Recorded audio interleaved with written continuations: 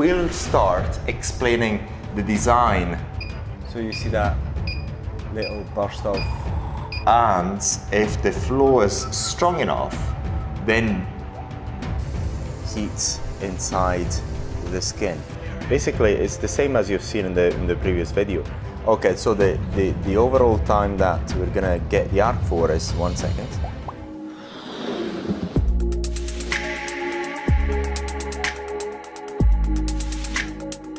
in this video, we're going to talk about cold plasma, and we're going to talk about cold plasma in a different way from what we've done in the previous ones.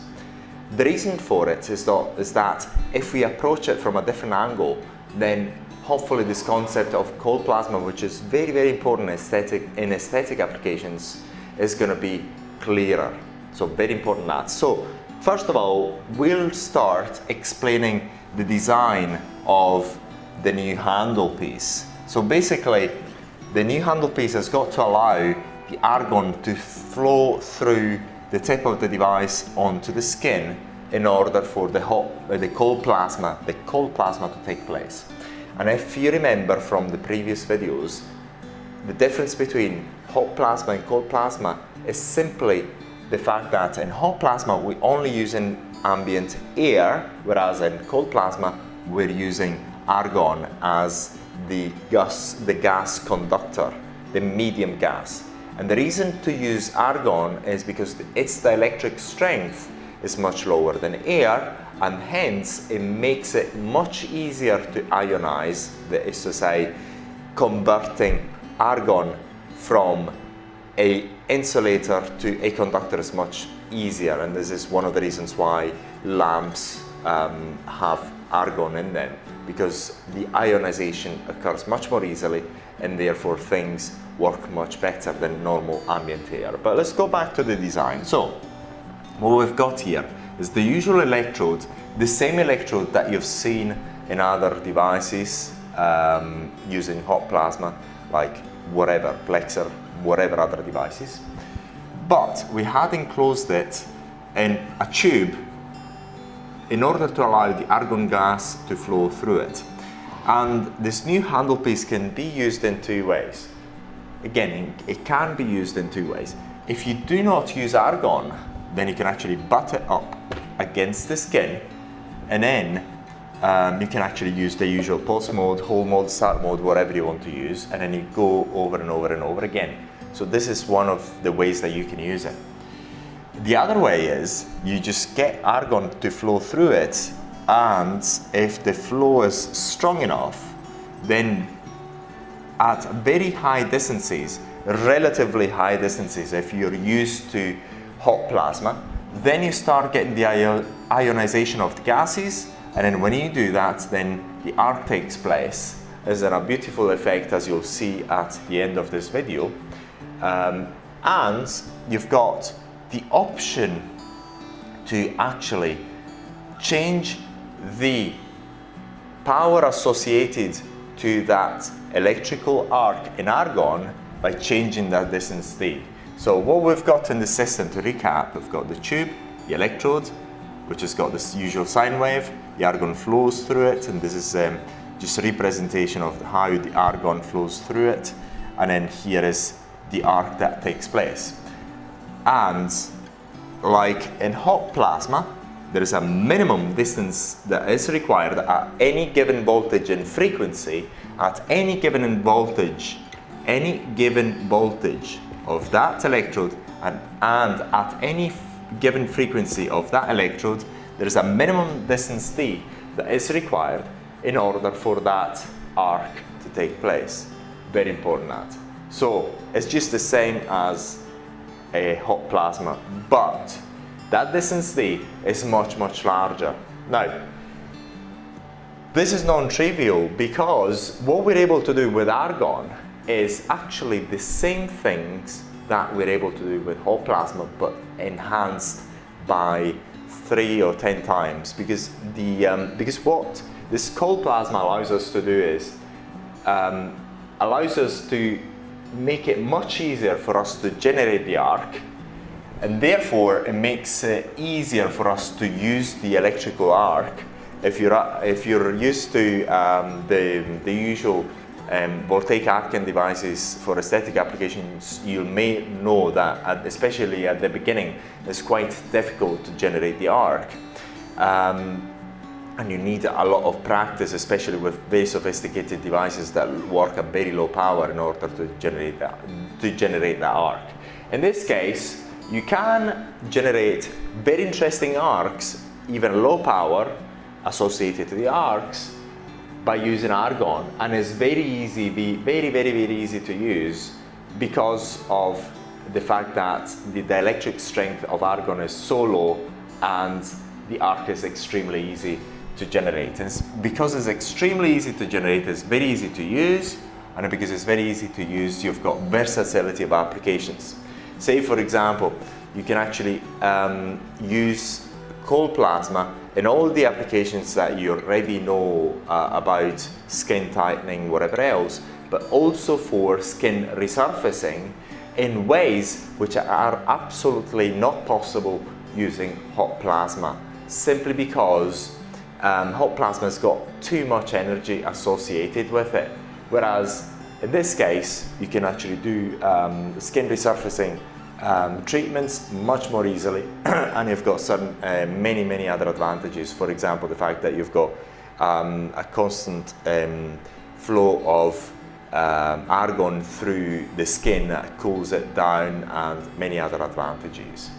Now, so the other benefit that you've got in practice when you're using argon is not only is it easier to use, it's more versatile, the arc is much easier to generate because you can generate it at higher distances, but also, very important, you can change the energy associated to that arc by changing this distance. Let's just say, the closer the distance of that tip of the device to the skin, the higher is the energy associated to that arc. And conversely, the higher that distance the less is the energy. Therefore, you can actually modulate, change that ablative power of that arc simply by changing that distance d. If you want a higher power, you just decrease that d, the distance d, you make that tip of the device closer to the skin, and then when you make it as close to the skin as you would actually get it as close to the skin as you would do in hot plasma, you get pretty much the same sort of energy that you would get with hot plasma. But in this case, you can actually have this modulation of power using as distance d, which is non-trivial. It allows you to do things that are not possible with hot plasma. And like in hot plasma, the same things applies to the voltage. That is to say, let's assume that we've got the arc here that is being generated at a certain distance d, whatever that may be, and then I increase that voltage there, the energy, keeping that distance the same, the distance d between the tip of the device and the skin, the energy associated to that arc increases. Conversely, if I decrease that voltage over there, the energy associated to the arc decreases to the point of extinguishing that arc in there in argon. Very important that. So basically you've got an extra variable. You can actually, whatever you know about hot plasma also applies to cold plasma, but with an extra gear, so to speak. You can do much more with it. Also, the energy associated to the arc, or to the ionization of the of argon, is proportional to the duration of the arc, which is the same as we've seen in hot plasma. So whatever we have taught you about whole mode, pulse mode, start mode, it still applies to cold plasma as well. So the longer that arc is applied onto the skin, the higher the ablative power that you inject into the skin, the more you burn, and the more energy you inject onto the skin. Same thing. So whatever you've learned about pulse mode, hold mode, start mode applies in the same way. And again, before we end this part of this video, we want to make sure that you do understand the flexibility of this cold plasma, because it allows you to do whatever you've been able to do in terms of ablation, in terms of all the treatments that you've been able to do with voltaic arcing in air, you're able to do with cold plasma, but more. Say for example, you can do skin resurfacing much more easily and in ways not possible with hot plasma and other applications. And whatever you could do with hot plasma, you can also do with cold plasma, but much more easily than you would get it with hot plasma. But right now we're going to show you an example of pulse mode, hold mode, start mode, and we're going to play around with the cold plasma. In this part of this video, what we're going to do, we're going to show you the cold plasma using the pulse mode, the start mode, and the whole counter, and we're going to actually do some very interesting exercises on our test subject, which is a dead chicken. I usually use my hand, but in this case we're going to use the dead chicken, simply because it's much easier to appreciate the flame using the dead chicken than it is when we're not using argon. So in argon I find it much easier to show you around without that. But let's start into the game, and let's have a look at the this part of the new devices. Is a very what do you call it, primitive design. We just made it to prove the concept and so on, but this is going to be different. But basically it's the same as you've seen in the previous video. You've got see whether I can show you in the camera here. It's not focusing on the right thing, but basically in the middle you've got the needle, and see whether I can actually focus it a bit better. See, maybe I'll show you in a different way. So in the middle you've got the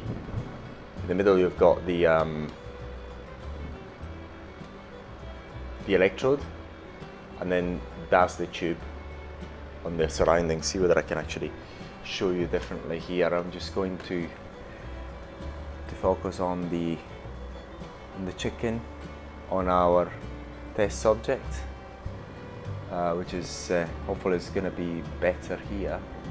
Yes, I think it's better here. So you can see the middle of this tube is basically the electrode. See if I can show you better that way. That is the electrode, and the argon is flowing through it outwards, just perpendicular. So you see the electrode, I think. So look. Yes, pretty much almost possible. Yeah, it's possible to see the electrode is exactly in the middle, and the argon flows through it, and this is how we're able to cause the cold plasma. So what we're going to do, we're just going to do a quick test first, using the continuous mode first, the manual mode, and so look, yes, it's not on, but I'm going to start the device. Just a second. Start the device this way. Hopefully it's working. And we've got a little bit of argon in there at the moment. A little bit. See whether I can show you. No, okay. There's there. Got a little bit in there. This very little residues argon, and it's doing its work. It's not air that we've got in there, it's just argon. Now what I'm going to do, I'm going to increase the flux of argon, the flow of argon, and that flame is more apparent. Say for example, when you're doing your skin resurfacing, all you have to do, if I can show you here. Okay, all you have to do just make the spray movement on the client, and what you're doing, you're burning the top layer of the skin and you're still injecting heat inside the skin. So that's how you do the skin resurfacing, something which is not possible using the hot plasma, because if you use it, you know how difficult it is to generate the arc, and you also know the amount of power that the arc has. So you're not able to actually do this sort of treatment. So this is how you would actually do your own skin resurfacing, which is possible only in this way using cold plasma. And it's an absolutely beautiful treatment. So I'm going to shut it off for a second. So there's still a bit of residues of argon, so when I'm getting it close, it still generates a spark in there. So that's due to the residue of argon. Okay. And then what I'm going to do is I'm just going to do exactly what I mentioned before and show you how the flame becomes more powerful as it gets in, and you can actually see it. Look, the one is starting to extinguish when I've got a threshold distance, okay? But then it's on now. I get in closer, and the arc power is much more powerful. The arc is much more powerful. Okay, beautiful. So now we're gonna do our pulse mode test. So we're gonna go into pulse mode, and we're gonna do so we're gonna start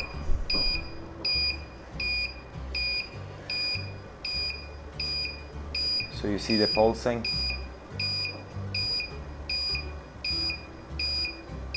It's very simple, okay? And I'm gonna shut off the argon now. If I just get closer, you see it as well, yeah? But basically what was going on in there is there's still a bit of argon that's flowing through the tube. Now I'm going to change the timing.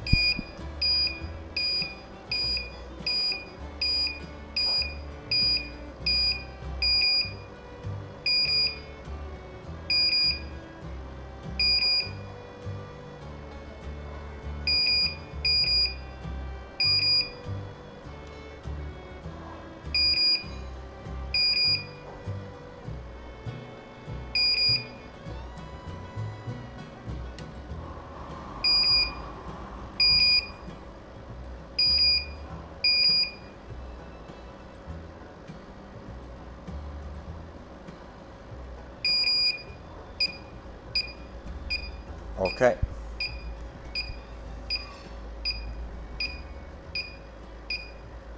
So you see that little burst of power there, of arc. And what I'm going to do, I'm just going to increase the flow of argon.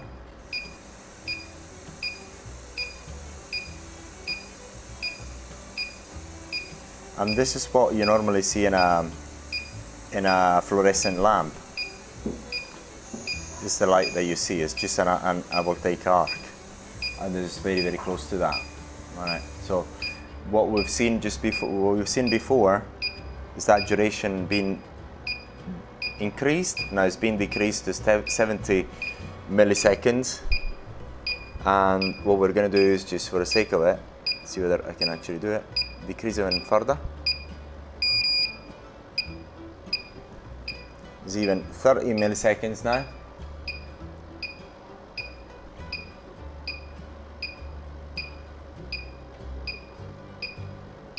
And increase the flow of argon.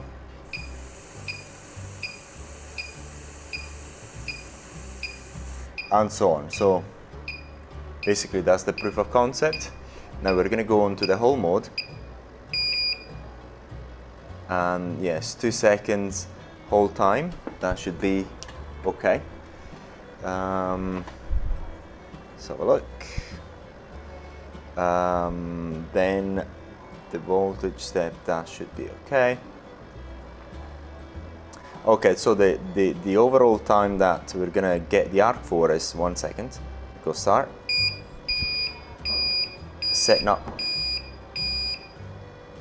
Okay, the device should be set up, it should be working. Now, I'm gonna do this way first. I'm gonna do a few bursts. 1, 2, and that is shut off because it's got a total of 1 second now. That's it. Shut off, waiting 5 seconds, it's on again. It's off. Okay, now what we're gonna do is just gonna increase the flow. Look at this. So this is the proof that basically the way, if you actually have heard it, you've actually heard the device beeping. So that crickling sound was when the arc was on and off really fast. I'm gonna do it again. I'm gonna increase the flow of argon, and it's off.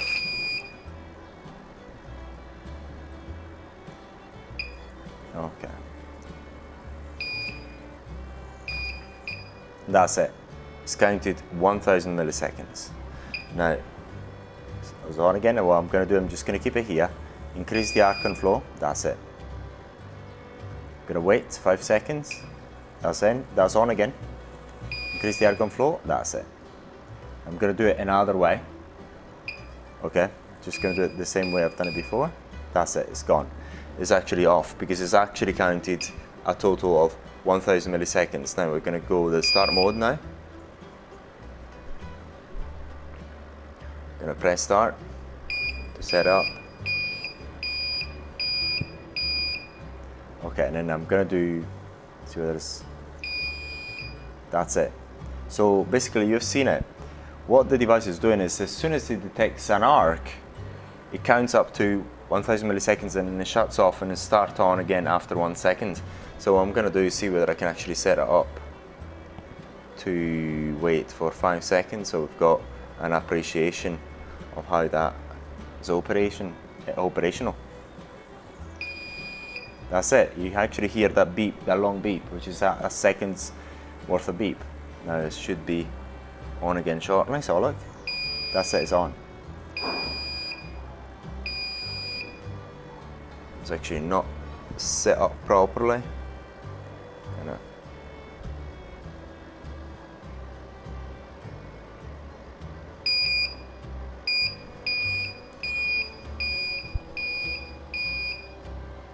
Okay, we'll try again. It's not on.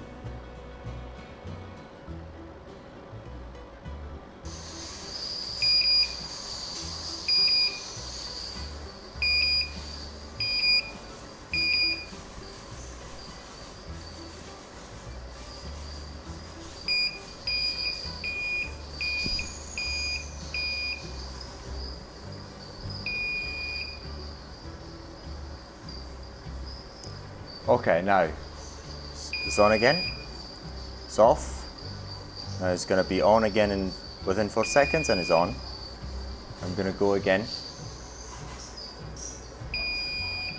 That's it. It's off. Now it's going to be on again after 4 seconds, which is now. That's it. It's off. So basically, the start counter is detecting how long these, as soon as the arc is on, is detecting it, it starts counting up to 1000 milliseconds, and after that 1000 milliseconds it shuts off. Very important that. So we've got the difference between the start mode, home mode, pulse mode, and the manual mode is quite straightforward. Now, so this is all for this. This is all for this video. Should you have any questions, please let us know.